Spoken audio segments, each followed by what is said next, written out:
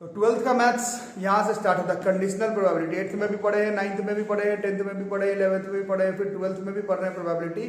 But नाम से ही अंतर पता चल गया होगा। अब यहाँ पर तुम्हें पढ़ना है कंडीशनल प्रोबेबिलिटी। इंग्लिश मीडियम के हो, कंडीशनल का मतलब तो समझ ही रहे हो। अभी तक जो तुम प्रोबेबिलिटी पढ़े हो वो एक इवेंट का पढ़े हो, और उन सब का डेफिनेशन पर मैं दोबारा नहीं जा रहा, बहुत लिखे हो पहले। अब यहाँ पर कंडीशनल प्रोबेबिलिटी है। कंडीशनल तो इंग्लिश का वर्ड है। कंडीशनल का मतलब एक कंडीशन लगा हुआ होगा प्रोबेबिलिटी निकालने में। अभी तक जो तुम प्रोबेबिलिटी पढ़े हो, total number of favourable outcomes divided by total number of all possible outcomes, या फिर number of trials in which event had occurred divided by total number of events, वो नहीं। अब है कंडीशनल, कंडीशन लगा हुआ। ध्यान से देखोगे तो क्या करें, इस बार दो अलग अलग इवेंट है, दो अलग अलग इवेंट। यही पर 12th का सिलेबस अलग हो जाता है 9th 10th और 11th के सिलेबस से। नाम से ही यहाँ पर एक इवेंट का प्रोबेबिलिटी नहीं निकाला, वो निकाल लिए हो 9th में, 10th में, 11th में। 11th में आप सीखे कभी परम्यूटेशन कॉम्बिनेशन से निकाले हो, तो कभी डायरेक्ट भी निकाले हो। 10th में कभी नंबर ऑफ पॉसिबल आउटकम्स वाले से निकाले हो, तो ट्रायल से भी निकाले हो, तो वो सब ठीक है। बट यहाँ नाम ही यहीं से 12th क्लास का मैथ्स का प्रोबेबिलिटी कंडीशनल प्रोबेबिलिटी, यहाँ दो इवेंट एक साथ गेम में रहेंगे। ठीक है, देखो क्या कह रहा है, let A and B be the two events associated with the same random experiment। ये नहीं हुआ 9th में, 10th में, 11th में एक बार भी। एक ही रैंडम एक्सपेरिमेंट के साथ दो अलग अलग इवेंट। अभी तक हमें एक रैंडम एक्सपेरिमेंट में एक इवेंट और उसका प्रोबेबिलिटी निकालना था।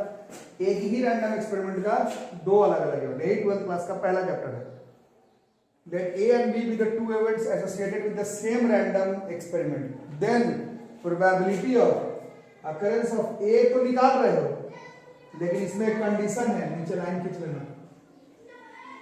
कंडीशन है कि बी पहले से अकर कर चुका होगा। ठीक है, तब ए का प्रोबेबिलिटी जो तुम निकालोगे उसी को हम लोग कंडीशनल प्रोबेबिलिटी कहते हैं। ए बाई बी का मतलब क्या हुआ, आज के बाद ए बाई बी, इसका मतलब क्या हुआ, किसका प्रोबेबिलिटी निकालना है, ए का ही निकालना है। बचपन से ए का ही निकाले, बट हमेशा निकाले ए का प्रोबेबिलिटी, तो ए का total number of favourable outcome divided by total number of possible outcomes. अब ऐसा नहीं है। ए बाई बी का मतलब है कि तुमको ए का प्रोबेबिलिटी तो निकालना है, लेकिन तब जब बी पहले से अकर कर चुका होगा तब। और उसका फॉर्मूला आपको याद करना है, ए बाई बी, इसका फॉर्मूला होता है probability of A intersection B divided by जो अकर कर चुका हो उसका प्रोबेबिलिटी डिनोमिनेटर में रहेगा। और छोटे क्लास का कॉन्सेप्ट है कि डिनोमिनेटर 0 नहीं होना चाहिए। बी बाई ए का मतलब क्या होगा, आज के बाद किसका प्रोबेबिलिटी निकालना है, बी का। कब, जब ए पहले अकर कर चुका होगा। फॉर्मूला क्या जाएगा, A intersection B divided by probability of A. ठीक है, अब इसमें ऐसा नहीं कि जो 9th 10th 11th में जो पढ़ोगे काम नहीं आएगा। ये जो बी निकालोगे, ये जो ए निकालोगे, ये तो एक इवेंट का प्रोबेबिलिटी है ना। ये तो जो सीखे हो 9th में, 10th में, 11th में सब काम आएगा इसमें। ये निकालते समय तो 9th 10th 11th का सब काम आएगा। ये निकालते समय ये फॉर्मूला आएगा, बट इसको सॉल्व करते समय 9th 10th 11th का प्रोबेबिलिटी सबका सब काम आने वाला। ठीक है, तो ये कंडीशनल प्रोबेबिलिटी है। ये दो तरफा इंपॉर्टेंस रखता है हमारे बोर्ड, जेईई मेंस और एनडीए के एग्जामिनेशन में। एक तो इसका खुद का क्वेश्चन आएगा, वो एक अलग बात। दूसरा, आपके भैया जी लोग बताए होंगे या फिर आपको मालूम होगा, इस चैप्टर का जो सबसे फेमस टॉपिक है बेइस थ्योरम, जिससे आना ही है क्वेश्चन, उसमें इफ एंड बट नहीं है कि शायद आए नहीं आए, वो कंडीशनल प्रोबेबिलिटी का ही इलोंगेशन है। इसी को खींचते हुए बेइस थ्योरम बनता। तो दो तरफा इंपॉर्टेंट है, इसका क्वेश्चन खुद। दूसरा, ये नहीं अगर आपको आ रहा है तो इसका अगला वाला जो बेइस थ्योरम है वो भी तुमसे नहीं बन पाएगा। ठीक है, तो इसको ध्यान से रखेंगे। पहला एक्सरसाइज यही है आपके 12th क्लास का मैथ्स का प्रोबेबिलिटी का। कुछ क्वेश्चंस फटाफट करके देखते हैं। Question number 1, a die is rolled. एक डाई को रोल किया गया, छोटे क्लास में सीखे थे। डाई को रोल करेंगे तो इसका sample space is like 1 2 3 4 5 6। If the outcome is an odd number, मतलब ये अकर कर चुका है। अभी आप लोग लिखे थे जो अकर कर चुका है वो क्या था, ए था या बी था, बी था। तो बी लिखते हैं। ऑड नंबर इसमें कौन कौन है, 1 3 5। इसका प्रोबेबिलिटी कितना हो गया, 3/6 इज लाइक 1/2। और एग्जाम में बोर्ड का टॉपिक है तो लिखना भी पड़ेगा। बी किसको माने हो, तो outcome is an odd number. निकालते किसका है, ए का। ए क्या निकालना है, what is the probability that it is a prime number. Prime number कौन कौन है इसमें, prime number 1 is neither prime nor composite ना। 2 है, 3 है और 5 है। और निकालना क्या है हमें?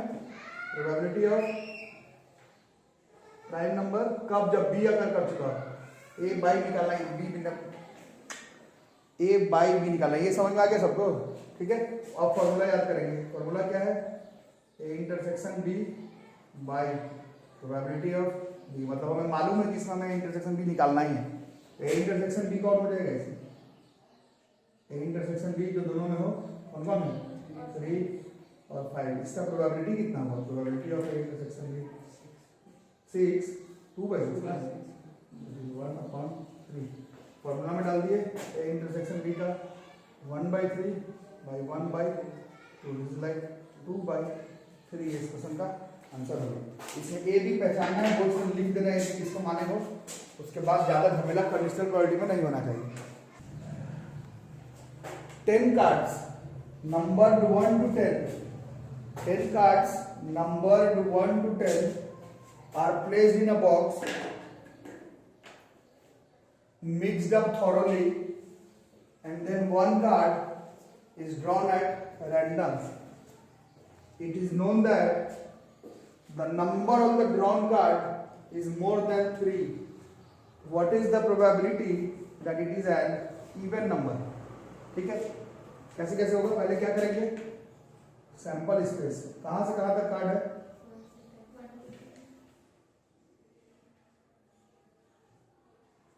उसके बाद if it is known that the number on the drawn card is more than 3, मतलब ये अगर कर चुका है, तो अगर कर चुका है उसको बी मानते हैं कि ए, और वो लिखा हुआ drawn card is more than 3, मतलब कितना है? 4 5 6 7 8 9 10। आ रहा है? इसका प्रोबेबिलिटी कितना हो गया? 7/10। What is the probability that it is an even number? जो निकालना है वो ए है। इवन नंबर कौन कौन है? 2 4 6 8 10। ठीक है। और निकालना क्या है? तो ये कंडीशनल प्रोबेबिलिटी से हमें मालूम है कि हमें ये निकालना है ए बाई बी। हमेशा ए निकालना है। ऐसा ए बी सेट करना है कि निकालना ए बाई बी ही पड़ेगा। तो पारण कौन? इसका मतलब इसके लिए किसका जरूरत पड़ेगा? A section B by B. Intersection B का जरूरत पड़ेगा। ए इंटरसेक्शन बी कौन कौन है? 4 6 8 10। इसका प्रोबेबिलिटी 4/10 और यहाँ सेट हो जाता है 4/10 by 7/10। Answer is 4/7। Conditional probability को बार बार ऐसे सेट ही करना है कि निकालना ए बाई बी ही पड़े। ऐसे ए भी मानो कि हर बार निकालना ए बाई बी पड़े तो काम बन जाएगा। ये सिर्फ कंडीशनल प्रोबेबिलिटी टॉपिक देखो तो ये कंडीशनल प्रोबेबिलिटी का सबसे इंपॉर्टेंट क्वेश्चन है। एनसीईआरटी का ही है ऑब्वियसली।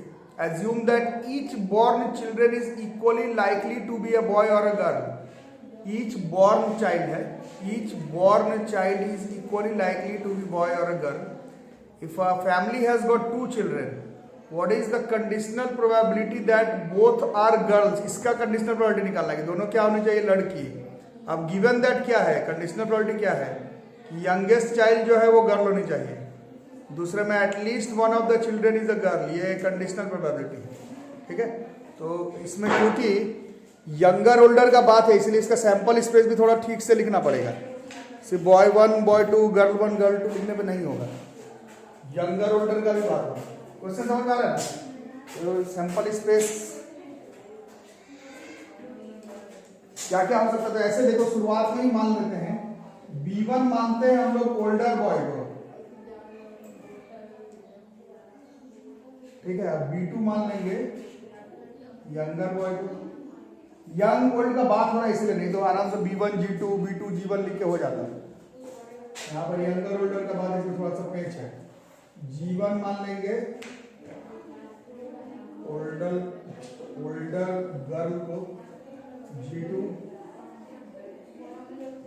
Younger girl. ठीक है। अब सैंपल स्पेस लिखते क्या क्या हो सकता है? बताओ, अब बताओ क्या क्या सैंपल स्पेस है? लड़का ओल्डर वाला और यंगर वाला भी लड़का, ये हो सकता है। B1 older boy younger girl, अरे समझे, और ओल्डर गर्ल, लड़की भी गर्ल, और या फिर G1 B2, यही 4 चीज संभव है। ठीक है, समझ आ गई? ये हो गई सिंपल स्पेस की बात। अब what is the conditional probability that both are girls, इसका प्रोबेबिलिटी निकालना है तुम लोग। जिसका निकालना है उसको हम लोग क्या मानते हैं? ए मानते हैं ना। What is the conditional probability that both are girls, तो ए हो गई बोथ गर्ल्स। कौन कौन है इसमें बोथ गर्ल्स? G1 G2, यही। ठीक है, और बी क्या होता है? जो अकर कर चुका होता है। अकर क्या कर चुका है इसमें? यंगेस्ट वाला जो चाइल्ड है वो गर्ल है। यंगेस्ट हम लोग पीछे की तरफ वाला लिखे, यंगर वाला चाइल्ड जो है, यंगर वाला जो है वो गर्ल है। इसमें देखो यंगर वाला गर्ल कौन कौन है? और बस, ठीक है। और हम लोग कंडीशनल प्रोबेबिलिटी का क्वेश्चन सेट ही ऐसा करते हैं कि हमेशा हमें ए बाई बी ही निकालना पड़ेगा, और ए बाई बी में हमें मालूम है कि हमें इसका जरूरत पड़ेगा और इसका जरूरत पड़ेगा। एक ए इंटरसेक्शन बी का जरूरत पड़ेगा। ए इंटरसेक्शन बी कितना है इसमें? एक ही लग रहा है। इसका प्रोबेबिलिटी 1/4, और बी का प्रोबेबिलिटी 2/4। 2 टोटल सैंपल स्पेस 4, 2/4 ही लिखना। इससे क्या देगा? ए इंटरसेक्शन बी का 1/4/2/4। इसका आंसर हो गया 1/2। अरे समझ, दूसरे क्वेश्चन के लिए